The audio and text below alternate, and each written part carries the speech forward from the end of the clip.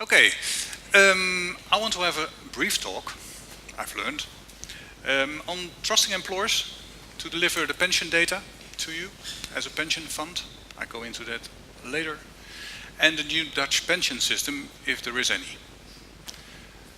So I come back to that later as well. First, trusting employers with pension-related data, as all of you know, pension in the second pillar is depending on how much you earn. Calculate the premium, calculate the benefits, that kind of stuff.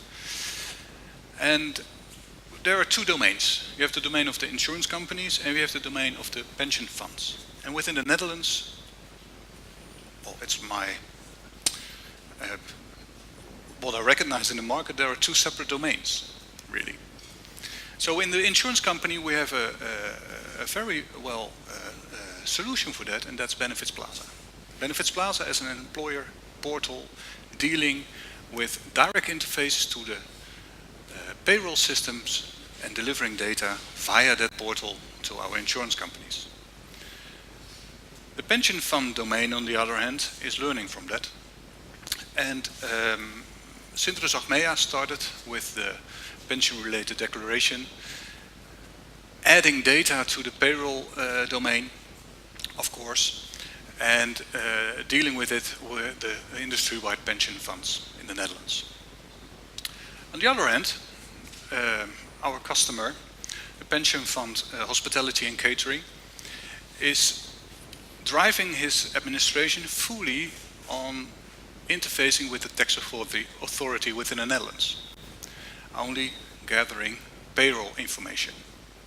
The only thing there is that your pension plan or pension scheme, whatever you want to know to name it, is depending on all the data which is present within the tax authority. And not all pension schemes are dealing with the data, are aligned. So the overarching organization, the Pension Federation for the pension fund, make up a standard based on what Sintres Achmea did and called UPA, Uniform Pension Declaration, I think is the right English term for it. And what we did is, we didn't do it, they made a standard, and all the payroll administration systems within the Netherlands are dealing with it.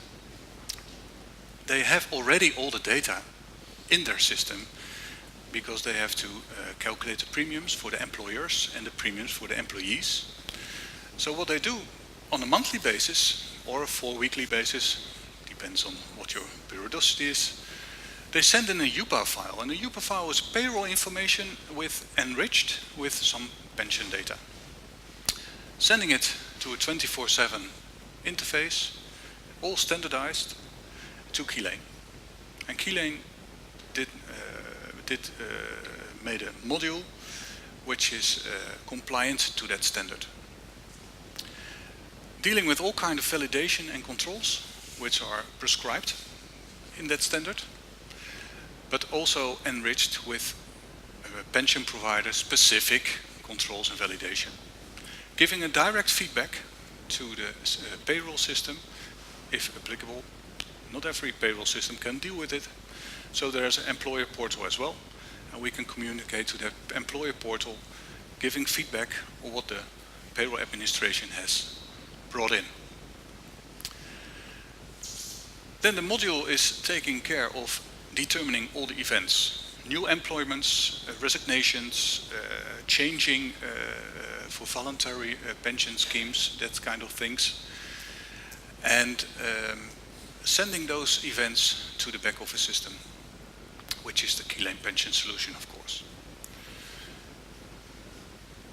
Processing that events via workflow and sending that data to the participant and communicating directly to the participant via the employee portal or participant portal, whatever you want to call it.